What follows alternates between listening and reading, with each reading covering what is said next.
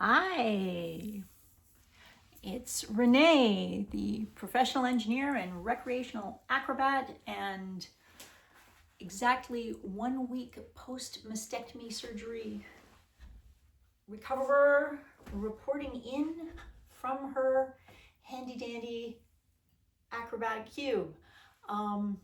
Yeah, just wanted to, literally, I was down here on the floor anyways, because as might be obvious, I am now officially in work clothes. I'm working today, and by working today, that means I'm spending an entire hour and a half, not consecutively, catching up on emails. I've actually discovered I need to be on very serious restrictions when it comes to using a computer, because doing this, and especially anything requiring my mouse, definitely makes things not feel so good. So I'm being my own biomechanic. I am trusting my body and I'm listening to it. And so I'm really going to be restricting how much work I'm actually doing. Unfortunately, or fortunately, I own the company, so I can't just completely go on vacation as easily as a regular employee would. I literally don't qualify for unemployment insurance or any of those particular things because because I own the company. I can't fire myself. So that's kind of a wonderful thing. I've got a ton of flexibility. I mean, that's kind of the upside, is that my boss is very, very understanding. And honestly, I've got the most incredible team of people that are working for me. So they are all 100% excellent at their jobs. They're great. And so I really can get by on just just kind of dipping in and out of emails to sort of, just kind of triage and sift. And it's not going to be the end of the world. And thankfully, the holidays are coming up, which in my line of work is a natural slow period anyways. So I'm working that out. Please, nobody stress that I'm the people that care about me get very concerned when they hear that I'm doing any sort of work. So please know that I'm really stepping back. I'm listening to myself. I'm taking care. Anyways, I was literally down here on the floor because this is my office. So I didn't have to move very far. But I'm really noticing, wowzers, that my shoulders, behind my neck, are really starting to tighten up. So me and my handy dandy massage peanut, we're just down here on the floor, doing a little bit of a rollout to get some of the knots out.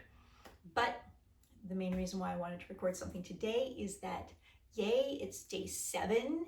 So it's been one entire week.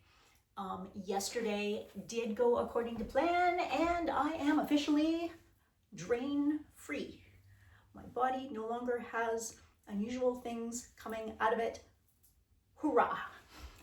Here, I'll show you my profile, though. It is definitely, less enhanced than it used to be in the past, but I'm going to be really honest. Considering that this is probably what might save my life, I'm totally fine with how things are turning out and how they're going right now. Zero complaints. I'm really thrilled with the work that my breast surgeon and my plastic surgeon did. 10 out of 10, no problem. So I thought I would actually, now that I'm down here, I can actually consult my physiotherapy resource book. This is something that I found on the internet. It's put out by the Canadian Cancer Society.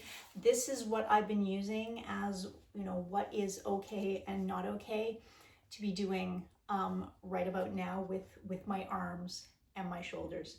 My medical team didn't give me any specific instructions or restrictions about what I could and could not do, apart from I am absolutely not allowed to lift more than 10 pounds for the next 5 weeks now, but for the first 6 weeks.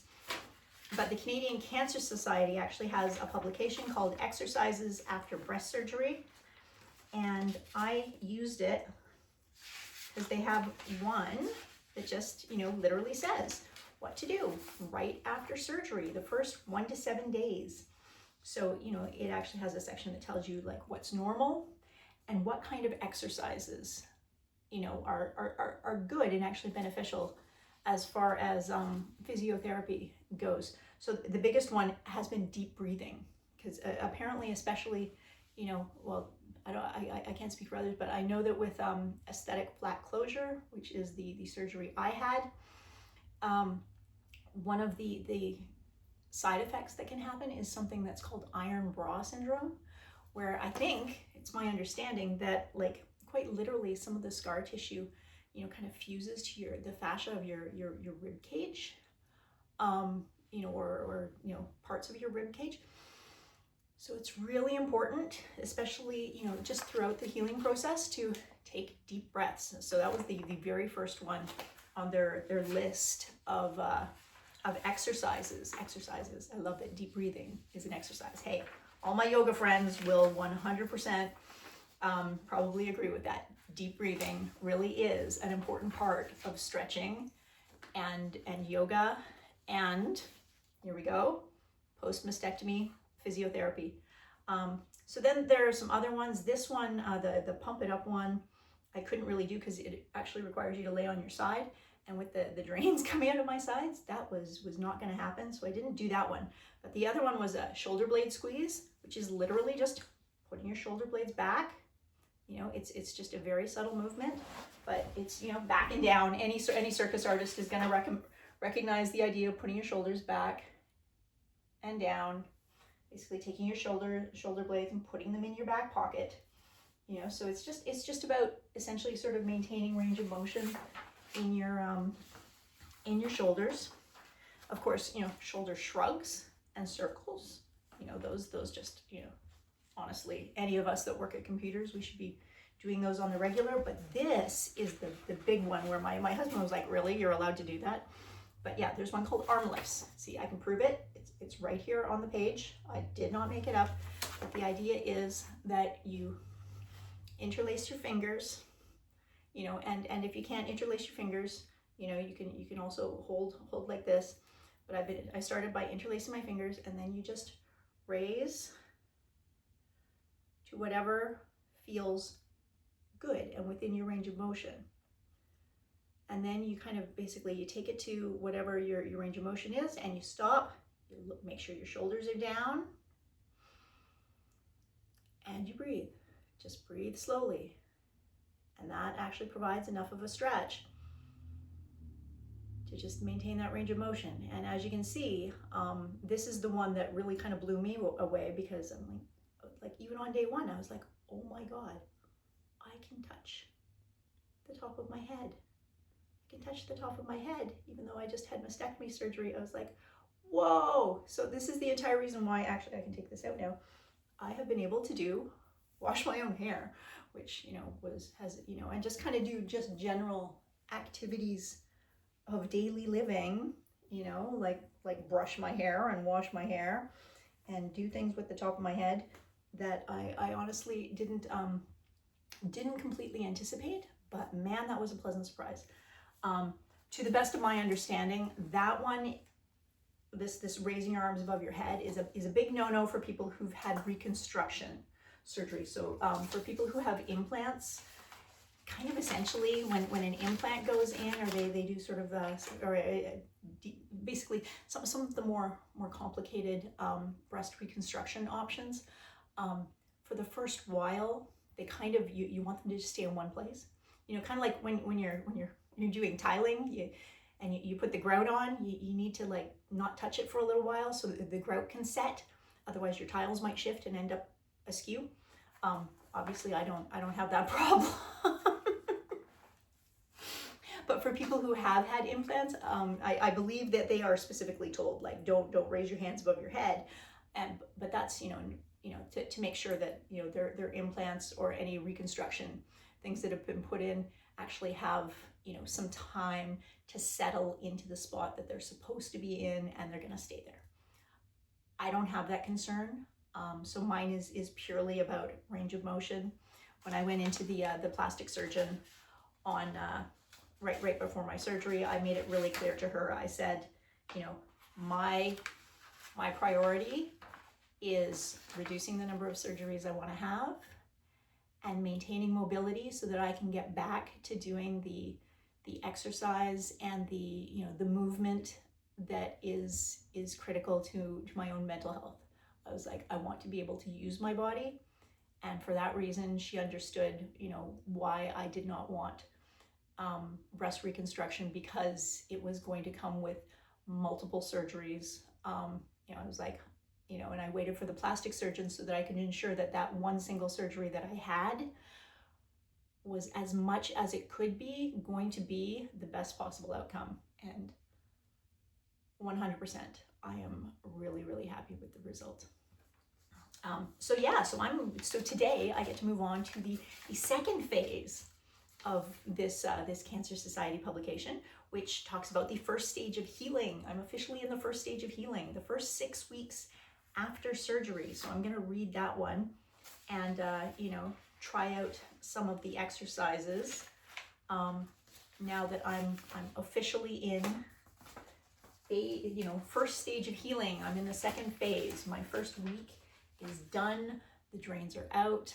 I'm feeling good. I literally am only taking pain medication at night because trying to sleep is still uncomfortable. There are tender spots that obviously when you lay down kind of end up not being very, very happy.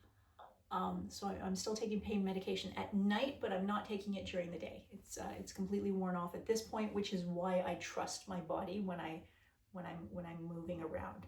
The key is that I am being very careful about the quality of motion that I'm moving with. I'm not doing anything suddenly. I'm trying to do everything as smoothly and carefully as I can, because I recognize that if I reach out for something suddenly, I could have a problem. If I fall and have to catch myself, I could very easily pop a stitch and completely ruin the incisions, that are being literally held together with surgical tape. So I'm being very careful about that. I have not actually gone out of the house very much since the surgery, really only for clinic visits. And so starting today, I'm going to try and actually start doing some actual walks outside, but they're going to be slow walking, not because I can't walk fast, but because I am terrified of falling. I want to be really, really careful about not falling so that I don't have to accidentally catch myself. That's my biggest concern. I'm very careful about how I move around when I'm in the shower and in the washroom, because a fall or reaching out to grab something very suddenly, that 100% is my biggest concern at the moment, because I could see how that could easily create a problem, which is 100% why I'm also not walking my dogs. I can't really do very much with the dogs because they are unpredictable creatures. If I'm holding a leash and a dog yoinks suddenly, I am toast. So that's 100% not happening now. Probably not going to be. Those kinds of things are going to be my very real concern for the next 6 weeks. So that said, that's my update for today. I hope everybody's doing well. Like I said, this is the second day that I have worn actual proper clothes, not just sweatpants.